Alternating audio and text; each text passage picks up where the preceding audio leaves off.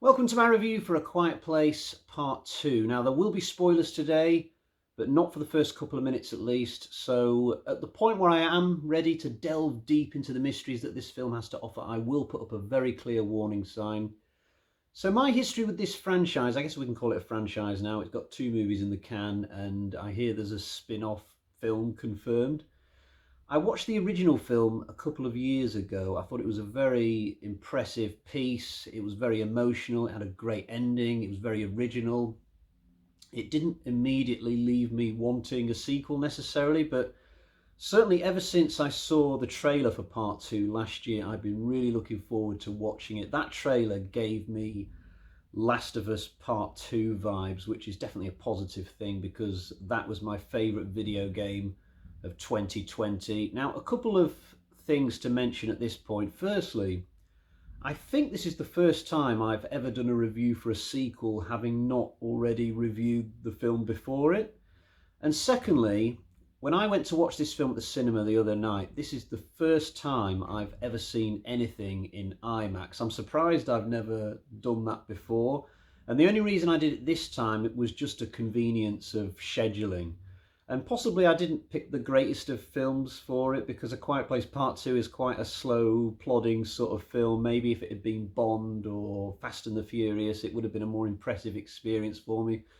Because in all honesty, apart from the fact that the cinema screen is a little bit bigger in IMAX, I didn't notice much difference. I wasn't even thinking about it by the time we got to sort of the 10-minute point of the movie.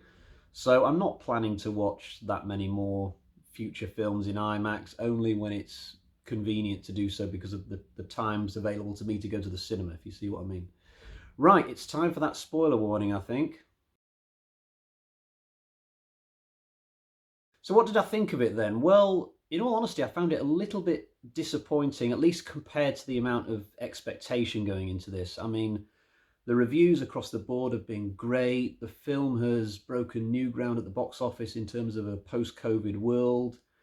But in terms of how I feel about it right now, I think I would put it ahead of the dismal Spiral, but certainly nowhere near as good as the excellent Conjuring 3 or Army of the Dead. But I will get into the negatives a little bit later on. First, let's concentrate on the good stuff in A Quiet Place Part 2, starting with the acting. I mean, the acting in this film is incredible, really. Emily Blunt has quietly become one of the best actresses in Hollywood over the past few years, in my opinion. She's done so many good films. The Girl on the Train, Sicario, The First Quiet Place, all very different types of movies, and yet she's great in all of them. She's great in this. I do have a little caveat, though, about her character, which I'll come to. Cillian Murphy is an actor I've followed ever since he did 28 Days Later, a long, long time ago. He really puts his heart and soul into his performance in A Quiet Place too. He's very impressive. And my final praise in terms of actors will go to the girl who is deaf in the movie. She was in the first one as well, but I think her part is expanded in part 2, and she makes a lot of smart choices in some very difficult scenes. I don't know the actress's name, to my shame.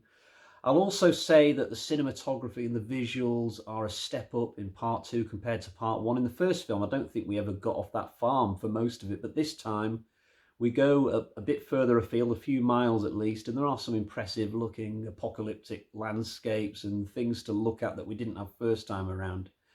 And I've got to mention the ending. The ending is very, very clever. It's a little bit long-winded how we get to it, but it's a very smart idea that the girl saving herself also means that she inadvertently saves her brother miles away. That was quite cool. The final good thing I'm going to say today is more of a personal thing, more of a jokey sort of positive. There's a scene where the girl has to go on a train and she gets into a bit of difficulty with one of the monsters on there. Now, I absolutely love trains, any types of trains, abandoned trains, ones that are still running, monorails, anything. I'm a total train nerd, so that scene I quite liked personally, but it's not a proper positive, if you see what I mean. So now for the negative section, and sadly this one is going to be slightly longer, I think. And I'll start by saying that this film feels very samey when I compare it to the first one. I thought A Quiet Place 2 would be almost like the aliens to the first film's Alien, you know, expand the world building, show us more about the creature, but honestly there's nothing. we get confirmation that the creature is from outer space pretty much, but I think most people would have guessed that from watching the first film. I certainly didn't think that these suckers were military. It's like a movie executive decided after the first film, oh, we need to keep that formula for the second one. Let's just have more of the same instead of boldly going in new directions, taking the franchise forward. So that was disappointing for me.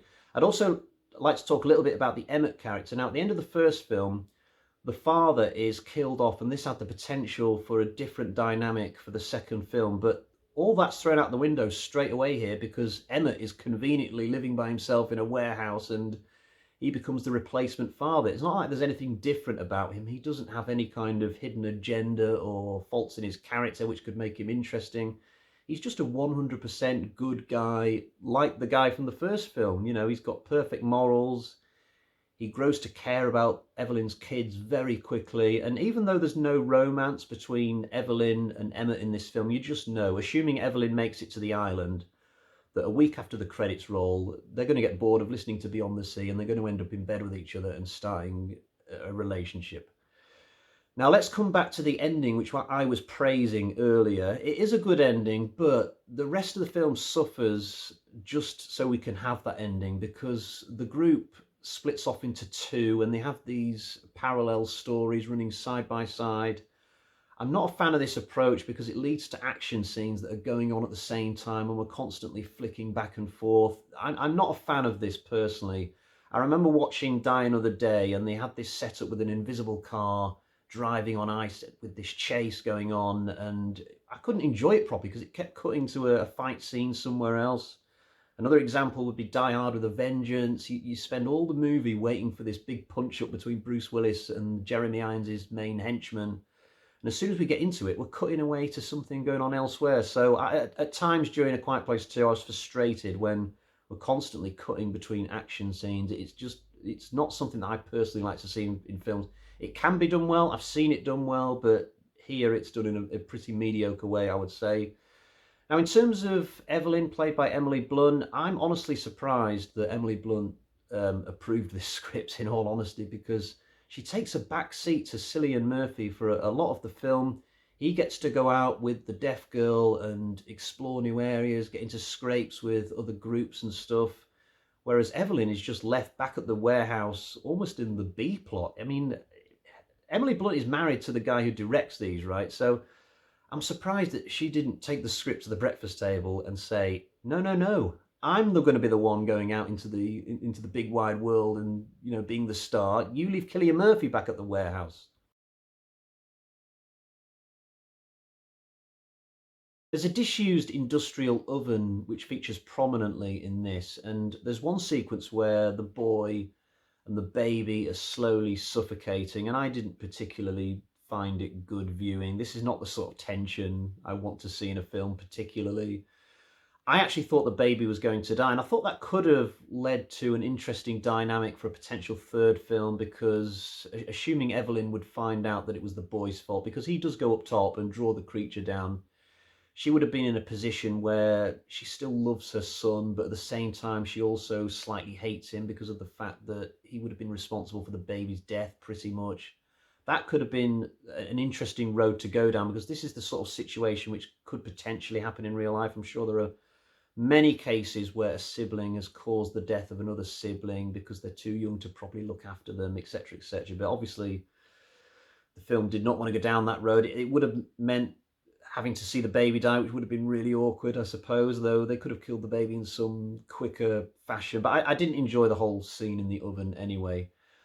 The last negative I'm going to mention today is the fact that in the trailer, it's very heavily implied that human enemies are going to be just as big a deal as the alien enemies in this, and they're not.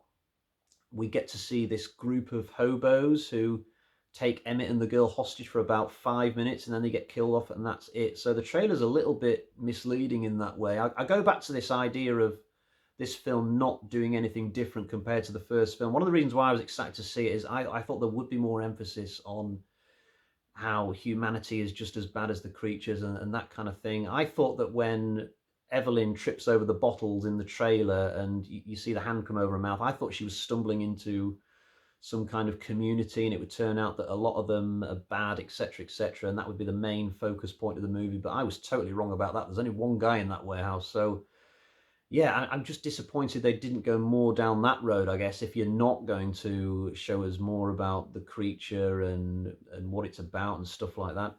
So on the whole, this movie, I think I would have enjoyed it more if I'd just randomly caught it on TV one night, having not seen the first one, having not had that experience already. But as it is, I thought that it was a little bit underwhelming based on its reputation and the reviews that critics have been giving it. So let's get to the bag of terror and find out what sort of score I'm going to give for A Quiet Place Part 2.